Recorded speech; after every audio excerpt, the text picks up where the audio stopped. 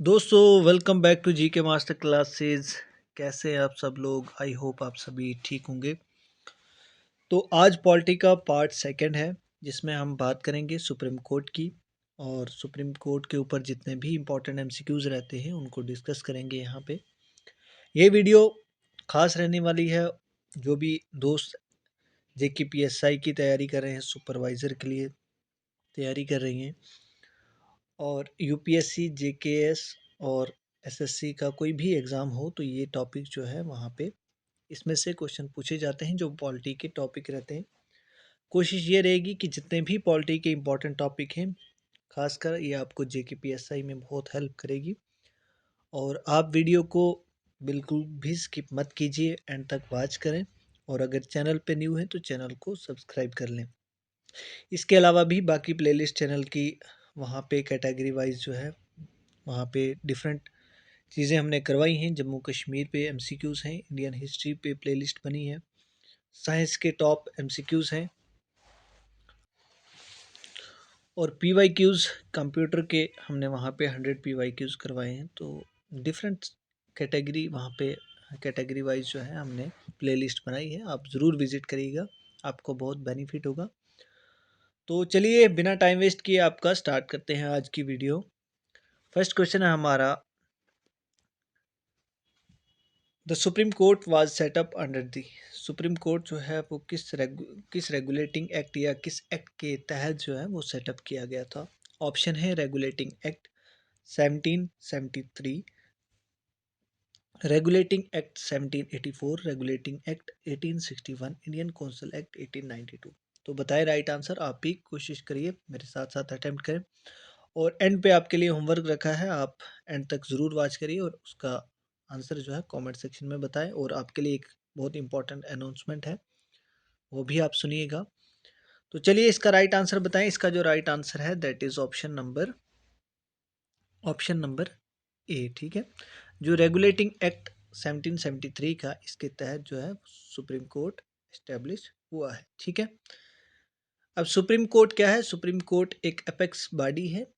ठीक है, जो सेंटर जो हमारे इंडिया का सबसे बड़ा जो कोर्ट होता है वो सुप्रीम कोर्ट है। ठीक है, और ये कब इस्टेब्लिश हुआ था, ये फॉर्म कब हुआ था, इसकी डेट याद रखना, 28 जन 1950 में। ठीक है, हमारा सुप्रीम कोर्ट जो है वो इस्टेब्लिश हुआ था। ठीक है, आर्टिकल अगर हम बात करें तो आर्टिकल इसके साथ जो सुप्रीम कोर्ट के साथ डील करते हैं 124 टू 147,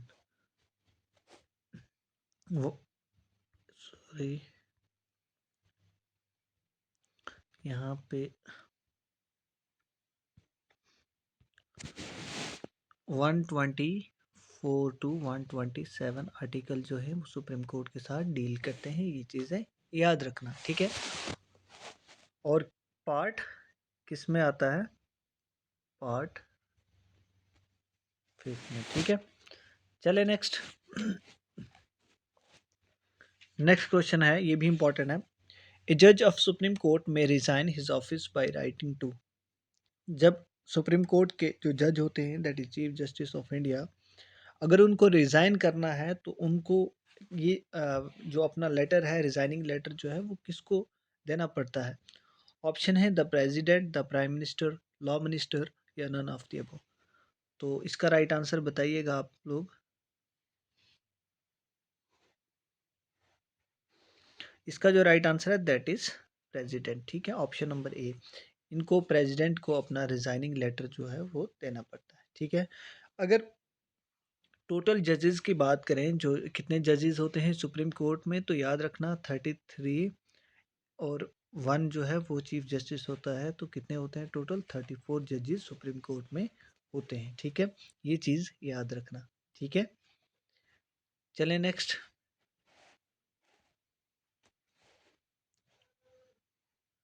नेक्स्ट क्वेश्चन है, एवरी जज of supreme court of India is appointed by. कौन अपॉइंट करता है जो भी जज होता है सुप्रीम कोर्ट का? ठीक है, ऑप्शन है the cabinet, the president of India, Lok Sabha, या नन ऑफ द अबव। तो बताइए राइट आंसर, कोशिश करिए आप भी साथ साथ अटेम्प्ट करें। इसका जो राइट आंसर है that is option number B, जो प्रेसिडेंट ऑफ इंडिया है वो अपॉइंट करते हैं कोई भी सुप्रीम कोर्ट का जज हो। ठीक है, चलें नेक्स्ट।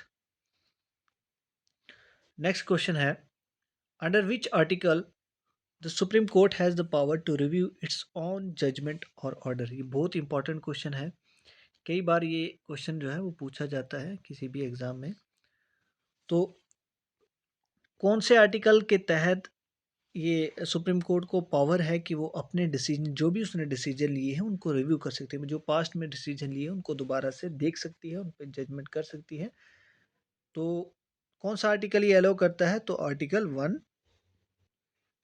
137 जो है इस चीज़ को इनको परमिशन देता है। ठीक है, नेक्स्ट क्वेश्चन है, who was the chief justice of India when public interest litigation, that is PIL, was introduced to the Indian judicial। जब PIL यानी पब्लिक इंटरेस्ट लिटिगेशन जो है वो इंट्रोड्यूस की थी इंडियन जुडिशियल सिस्टम में, तब जो है चीफ जस्टिस कौन थे? ऑप्शन है M हदायतुल्ला, AM Ahmadi, PN Bhagwati, AS आनंद। तो बताएं राइट आंसर। इसका जो राइट आंसर है that is option number C, PN Bhagwati. अब सवाल है कि पब्लिक इंटरेस्ट लिटिगेशन क्या होता है? तो देखिए, ये एक ऐसा सिस्टम है, अगर कोई भी इंसान जो है वो पुअर है, ठीक है, तो वो अपना केस जो है वो लड़ नहीं सकता, कोर्ट में नहीं जा सकता, मतलब उसको नॉलेज नहीं है, कोई चीज़ नहीं है, तो जो भी वॉलंटियर, कोई भी इंसान जो है वो उसके उसकी जगह जो है वहाँ पे on the behalf of that person वो जो है कोर्ट में लड़ सकता है उसका केस। ठीक है, that is called as public interest litigation. ठीक है, नेक्स्ट क्वेश्चन है, in which country the concept of public interest litigation was originated. कहाँ से, कौन सी कंट्री से ये जो है ये सिस्टम जो PIL सिस्टम है ये ओरिजिनेट हुआ था? PIL कहाँ से ओरिजिनेट हुआ था?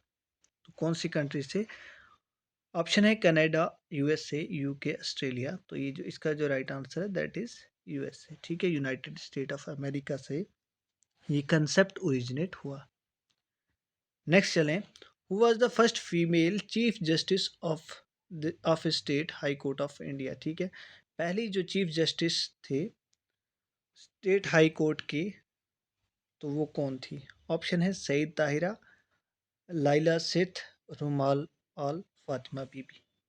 तो इसका जो राइट आंसर है that is option number B, जो लाइला सिथ हैं वो पहली चीफ जस्टिस थे स्टेट के हाई कोर्ट के। ठीक है, वुमेन, यहाँ पे फर्स्ट फीमेल की बात की, और जो भी फीमेल होती हैं ये बहुत इंपॉर्टेंट, फर्स्ट फीमेल की ये इंपॉर्टेंट हो जाती हैं। ठीक है, चले, फातिमा बीबी कौन थे? ये भी इंपॉर्टेंट पर्सनैलिटी हैं और इनके बारे में आप कमेंट सेक्शन में बताएंगे।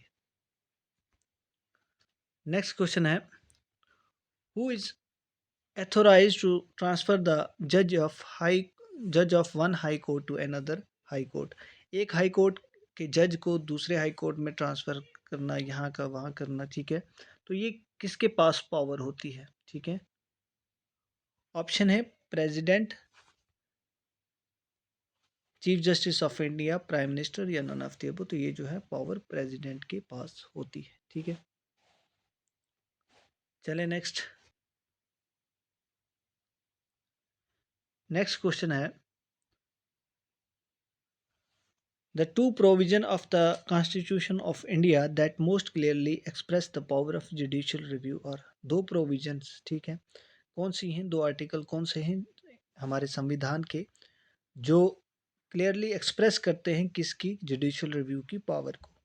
ऑप्शन है article 21 and article 446, article 32 and article 226, article 32 and article 326। तो बताएं इसका राइट आंसर। इसका जो राइट आंसर है that is option number B, article 32 जो है ये सुप्रीम कोर्ट में है और 226 जो है वो हाई कोर्ट में जुडिशियल रिव्यू की बात करता है। ठीक है, चले नेक्स्ट। नेक्स्ट क्वेश्चन है, decision given by supreme court are binding on. जो डिसीजन सुप्रीम कोर्ट देता है तो वो किस किस पे बाइंडिंग रहता है। तो बताएं राइट आंसर इसका क्या है। क्या वो डिसीजन सभी स्टेट जितने भी एरिया अंडर एनी स्टेट, कोई भी स्टेट के अंडर एरिया आता है उस पर बाइंडिंग रहता है उसका decision. All states and union territory except Jammu and Kashmir only district courts, या ऑल ऑफ द अबव। तो इसका जो राइट आंसर है that is all of the above, option number D. ठीक है, चले नेक्स्ट। अच्छा, कुछ चीज़ें जो है ना वो यहाँ पे मैं थोड़ी सी बता देता हूँ। अगर जो चीफ जस्टिस ऑफ इंडिया है ना उसकी क्वालिफिकेशन की बात करें तो ये चीज़ें कुछ इंपॉर्टेंट हो जाती हैं। मैं बता दें उसका टेन्योर क्या रहता है। तो सबसे पहली क्वालिफिकेशन उसके लिए क्राइटेरिया होता है कि वो सिटीज़न ऑफ इंडिया होना चाहिए। ठीक है, सिटीज़न ऑफ इंडिया होना चाहिए। वो पहले जज ऑफ किसी भी हाई कोर्ट का जज रहा होना चाहिए। ठीक है, कितने साल के लिए, 5 साल के लिए वो हाई कोर्ट का जज रहना चाहिए। ठीक है, दूसरी कंडीशन ये है। उसके बाद या तो वो क्या होना चाहिए, एडवोकेट रहा होना चाहिए किसका, हाई कोर्ट का 10 साल के लिए। यहाँ पे एडवोकेट ऑफ हाई कोर्ट कितने साल के लिए, 10 साल का। अगर वो किसी हाई कोर्ट में वो एडवोकेट रहा है तो तब भी वो एलिजिबल है चीफ जस्टिस ऑफ इंडिया। ठीक है,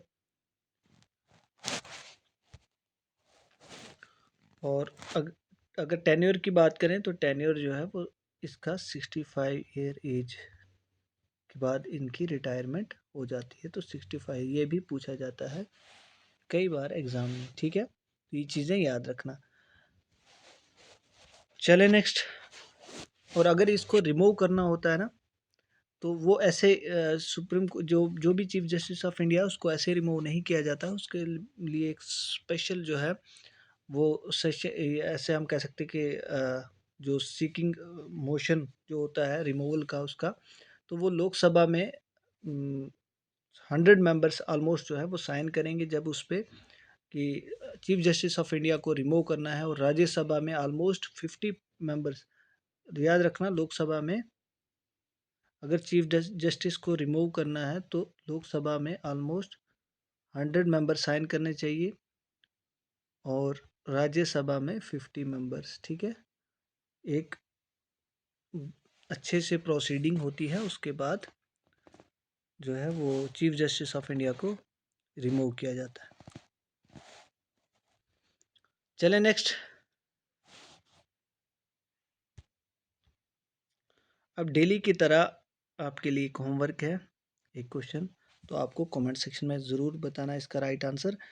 होमवर्क ये है, द जज of high court is in India is administered oath of office by, यानी जो हाई कोर्ट का जज होता है किसी भी स्टेट का, तो वो जो ओथ जो शपथ लेता है, जो कस्में लेता है, तो वो किसके ऑफिस में यानी किसके अंडर लेता है। ऑप्शन है president of India, governor of the state, chief justice of India, none of the above. तो आंसर हर एक दोस्त जो है वो देकर जाइएगा। और अनाउंसमेंट ये है कि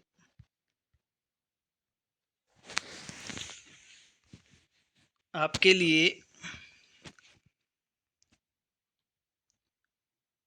एक सीरीज़ जो आपके रिवीजन को बहुत हेल्प करेगी। आपके जो भी अपकमिंग एग्ज़ाम है, चाहे वो आपका सुपरवाइज़र है, चाहे आपका पटवारी का एग्ज़ाम है, तो बहुत ज़्यादा हेल्प करेगी। एमसीक्यूज़ उसके लिए आपको लगाने हैं और मैंने यहाँ पे लाए हैं आपके लिए 350 प्लस एमसीक्यूज़ जो हैं, और वो मोस्टली पीवाईक्यूज़ बेस्ड रहने वाले हैं, वो कंप्यूटर के हैं। ठीक है, 300 की पीडीएफ जो है वो जेएंडके की है, और उस पीडीएफ से हर एक एग्ज़ाम में पहले भी क्वेश्चन पूछे गए हैं और एग्ज़ाम ओरिएंटेड बिल्कुल आपको मिलेगा। 100 पीवाईक्यूज़ जो हैं वो हिस्ट्री के हैं और मॉडर्न हिस्ट्री है। ठीक है, उसके बाद 350 प्लस साइंस के बिल्कुल स्टैटिक क्वेश्चन हैं जो एग्ज़ाम में कई बार देखने को मिले हैं, वही क्वेश्चन जो हैं कलेक्ट किए हैं। और 350 प्लस जो है वो साइंस के आपको पीवाईक्यूज़ बेस्ड एमसीक्यूज़ मिलेंगे। उसके बाद जे&के रीऑर्गेनाइजेशन एक बहुत इंपॉर्टेंट टॉपिक रहता है, उस पे भी एमसीक्यूज़ जो हैं, वो जितने भी इंपॉर्टेंट एमसीक्यूज़ हैं वो भी पीडीएफ अवेलेबल है। और बाकी भी 2-3 पीडीएफ जो जनरल इकोनॉमिक्स वगैरह है उसके भी एमसीक्यूज़ की पीडीएफ मेरे पास पड़ी हुई है।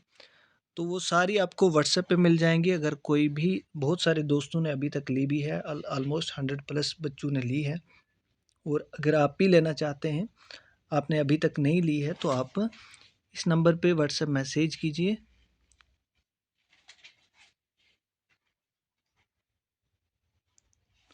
डबल 90606361 पे व्हाट्सएप मैसेज कीजिए। बहुत मिनिमम प्राइस रखी है।